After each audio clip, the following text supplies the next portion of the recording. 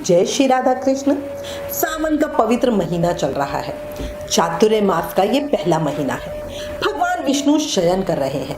सभी भक्त भोलेनाथ की भक्ति में सराबोर है।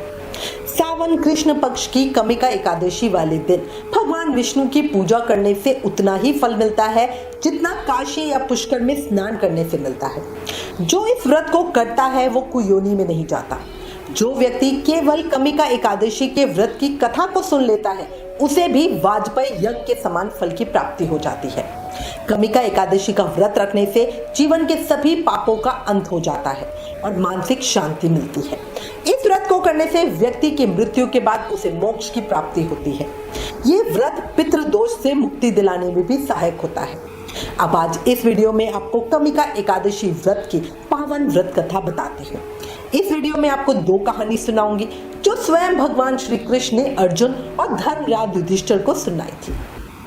पूजा करने के बाद हाथ में फूल, जल, तिल और दक्षिणा लेकर ये कहानी सुने। कहानी सुनने के बाद हाथ का जल भगवान के चरणों में ही छोड़ दे। बाद में फूल, तिल तो पंछियों को डाल दे, दक्षिणा मंदिर में दे दे। बहुत सुंदर और फलदायी कथा है। ध्यान से, प्रेम से, मन से, भाव से सुनना। एकादशी के पवित्र दिन भगवान के पवित्र नामों का जयकारा जरूर लगाया करो। एक जयकारा हमारे साथ बोला। मोर मुकुट बंसी वाले की जय, वृंदावन बिहारी लाल की जय, लक्ष्मी नारायण भगवान की जय, हमारे बांके बिहारी लाल की जय, एकादशी माता की जय। एक समय अर्जुन ने भगवान श्री कृष्ण से कहा, हे प्रभु, मैंने आषाढ़ माह के शुक्ल पक्ष की देवशयनी एकादशी और चातुर्य मास महत्तम का बहुत सुंदर मन भावन वर्णन सुना। अब कृपा करके आप मुझे सावन महीने के कृष्ण पक्ष की एकादशी सुनाने की कृपा करें। इस एकादशी का नाम क्या है, इसकी विधि क्या है, इसमें किस देवता की पूजा की जाती है, इसका उपवास करने से मनुष्य को किस फल की प्राप्ति होती है, कृपया ये सब बातें मुझे विस्तार से बताएं। अर्जुन की बात सुनकर भगवान श्री कृष्ण मुस्कुराए और प्रेम से बोले, हे शेष धनुर्धर, मैं सावन महीने की पवित्र एकादशी की कथा कहता हूँ, ध्यान से सुनो। एक बार इस एकादशी की पावन कथा को भीष्म पितामह ने लोकहित के लिए नारद जी से कहा था। वही वृतांत मैं तुम्हें बताता हूँ। हुआ कुछ यूं कि एक समय नारद जी ने भीष्म पितामह से कहा, हे पितामह, आज मेरी सावन महीने के कृष्ण पक्ष की एकादशी की कथा सुनने की बड़ी इच्छा है, अतः आप इस एकादशी की व्रत कथा विधान को विधान सहित मुझे बताइए। नारद जी की इच्छा को सुनकर पितामह भीष्म ने कहा, हे नारद जी, आपने बहुत ही सुंदर प्रश्न किया है। अब आप बहुत ध्यान पूर्वक इसे सुने। सावन महीने के कृष्ण पक्ष की एकादशी का नाम कमिका है। इस एकादशी की कथा सुनने मात्र से ही वाजपेयी यज्ञ के फल की प्राप्ति हो जाती है। कमिका एकादशी के उपवास में शंख, चक्र, गदाधारी भगवान विष्णु का पूजन होता है, जिनके श्रीधर, श्रीहरि, श्री विष्णु, श्री माधव, श्री मधुसूदन आदि अनेकों नाम हैं। उनकी पूजा करने से जो फल मिलता है अब उसे सुनो। जो मनुष्य इस एकादशी को धूप, दीप, नैवेद्य आदि से भगवान विष्णु की पूजा करते हैं उन्हें गंगा स्नान के फल से भी उत्तम फल की प्राप्ति होती है। जो फल गंगा, काशी, नैमिषारण्य और पुष्कर आदि महान तीर्थों में स्नान से मिलता है वो फल भगवान विष्णु के पूजन से भी मिलता है। सूर्य ग्रहण और चंद्र ग्रहण में केदार और कुरुक्षेत्र में स्नान करने से जिस पुण्य की प्राप्ति होती है वो पुण्य कमिका एकादशी के दिन भगवान विष्णु की भक्ति पूर्वक पूजा करने मात्र से मिल जाता है। भगवान विष्णु की सावन महीने में भक्ति पूर्वक पूजा करने का फल समुद्र और वन सहित पृथ्वी दान करने के फल से भी ज्यादा होता है। व्यतिपात में गंडकी नदी में स्नान करने से जो फल मिलता है वो फल भगवान की पूजा करने मात्र से ही मिल जाता है। सावन के इस पवित्र महीने में संसार में भगवान की पूजा का फल सबसे ज्यादा है, पर कोई मनुष्य जो किसी भी कारण से भक्ति पूर्वक भगवान की पूजा ना कर सके तो वो सावन महीने के कृष्ण पक्ष की कमिका एकादशी का उपवास जरूर करे। आभूषणों से युक्त बछड़ा सहित गौदान करने से जो फल मिलता है वो फल कमिका एकादशी के उपवास से मिल जाता है। जो उत्तम द्विज सावन महीने के कृष्ण पक्ष की कमिका एकादशी का उपवास करते हैं तथा भगवान विष्णु का पूजन करते हैं उनसे सभी देव, नाग, किन्नर, पितर आदि की पूजा हो जाती है। इसलिए पाप से डरने वाले व्यक्तियों को विधि विधान से इस व्रत को, इस उपवास को करना ही चाहिए। संसार सागर तथा पापों में फंसे हुए मनुष्य को मुक्ति पाने के लिए कमिका एकादशी का व्रत जरूर करना चाहिए। कमिका एकादशी के उपवास से सभी पाप नष्ट हो जाते हैं।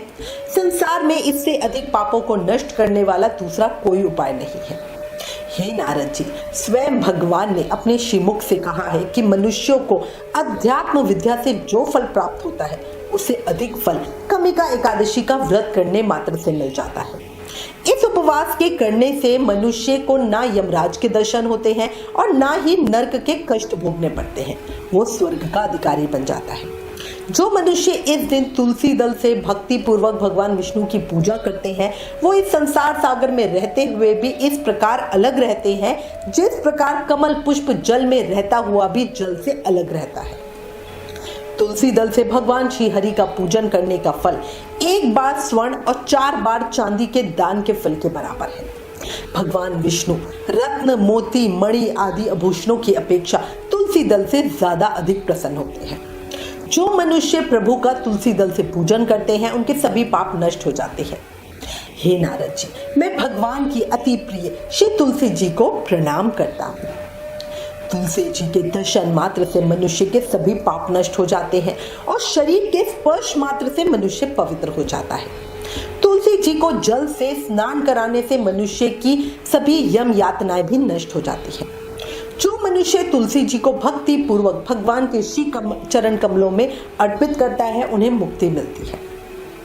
इस कमिका एकादशी की रात्रि को जो मनुष्य रात्रि जागरण करते हैं और दीपदान करते हैं उनके पुण्यों को लिखने में चित्रगुप्त भी असमर्थ है।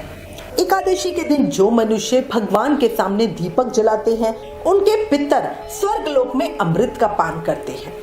भगवान के सामने जो मनुष्य घी या तिल के तेल का दीपक जलाते हैं उनको सूर्य लोक में भी सहस्त्रों दीपकों का प्रकाश मिलता है। कमिका एकादशी का व्रत प्रत्येक मनुष्य को करना चाहिए। हे नारद, ब्रह्म हत्या तथा भ्रूण हत्या आदि पापों को नष्ट करने वाली इस कमिका एकादशी का व्रत मनुष्यों को यत्न के साथ करना चाहिए। कमिका एकादशी के व्रत का महत्व श्रद्धा से सुनने और पढ़ने वाला मनुष्य सब पापों से मुक्त होकर विष्णु लोक हो जाता है। ओम नमो नारायणाय नमः। इसी के साथ हमें एक और कथा का वृतांत भी मिलता है। प्रेम से इस कथा को भी सुने। इस कथा को सुनकर हमें पता चल जाएगा कि कमिका एकादशी व्रत ब्रह्म हत्या जैसे महान और घोर पाप से भी मुक्ति दिलाने में सक्षम है। कथा कुछ इस प्रकार है। एक समय धर्मराज युधिष्ठिर ने भगवान श्री कृष्ण से पूछा, हे प्रभु, सावन महीने के कृष्ण पक्ष की कमिका नाम की एकादशी की कृपा करके कहानी सुनाए। भगवान श्री कृष्ण ने कहा, राजन सुनो, मैं तुम्हें इस महान एकादशी जो अत्यंत पवित्र होने के कारण पवित्रा नाम से भी जानी जाती है उसकी कहानी सुनाता हूँ। एक नगर में एक ठेठ ठाकुर और एक ब्राह्मण रहते थे। दोनों की एक दूसरे से बिल्कुल नहीं बनती थी। दोनों अक्सर आपस में लड़ते झगड़ते रहते थे। एक दिन क्रोध में आकर उस ठाकुर का झगड़ा ब्राह्मण से हो गया। क्रोध से झगड़ा इतना अधिक बढ़ गया कि ठाकुर से ब्राह्मण का खून हो गया। क्रोध शांत होने पर ठाकुर को बहुत पश्चाताप हुआ और अपनी गलती का एहसास भी हुआ। अपने अपराधों की क्षमा याचना के लिए ठाकुर ने ब्राह्मण का क्रिया कर्म कराना चाहा, लेकिन गांव के अन्य पंडितों और ब्राह्मणों ने उस क्रिया में शामिल होने से साफ मना कर दिया क्योंकि वो ठाकुर ब्रह्म हत्या का दोषी था। ठाकुर ने सभी से बहुत विनय की, अपने अपराध की क्षमा याचना भी की। इस पर ब्राह्मणों ने उसे बताया कि तुम पर ब्रह्म हत्या का दोष है, पहले प्रायश्चित करके इस पाप से मुक्त हो जाओ, तब हम तुम्हारे घर भोजन करेंगे। ठाकुर अकेला पड़ गया और वो खुद को दोषी मानने लगा। ठाकुर को अपनी गलती महसूस हुई और उसने एक मुनि से अपने पापों का निवारण करने का तरीका पूछा। इस पर मुनि ने बताया कि सावन महीने के कृष्ण पक्ष की एकादशी को भक्ति भाव से भगवान श्रीधर का व्रत और पूजन करके ब्राह्मणों को भोजन करा के दक्षिणा के साथ आशीर्वाद प्राप्त करने से इस पाप से मुक्ति मिल जाएगी।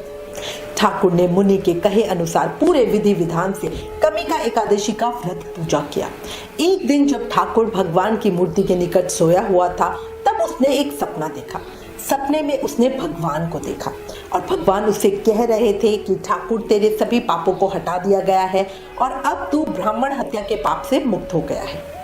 इस तरह हे युधिष्ठिर, ये एकादशी बहुत महान और फलदायी है। इस एकादशी को आध्यात्मिक साधकों के लिए बहुत महत्वपूर्ण माना जाता है, क्योंकि ये चेतना की सभी नेगेटिविटी को नष्ट करती है, मन को, हृदय को दिव्य प्रकाश से भर देती है। इस अकेले एक व्रत के करने से ब्रह्म हत्या आदि के सभी पाप नष्ट हो जाते हैं और इस लोक में सुख भोग कर प्राणी अंत में विष्णु लोक को जाते हैं। कमिका एकादशी के दिन इस कथा को पढ़ने सुनने मात्र से मनुष्य को स्वर्गलोक की प्राप्ति होती है। एकादशी व्रत कथा महत्तम समाप्त। मैं भगवान श्री हरि के श्री चरणों में इस कहानी को कहने सुनने हुकारा बढ़ने वाले सभी के मंगल की कामना करती हूँ। कान्हा आपके जीवन के कष्ट हरे, संचित पापों का अंत हो, आपके सर पर मेरे ठाकुर का हाथ हो, जीवन में, मन में, आत्मा में भक्ति प्रेम का संचार हो। ओम नमो नारायणाय नमः।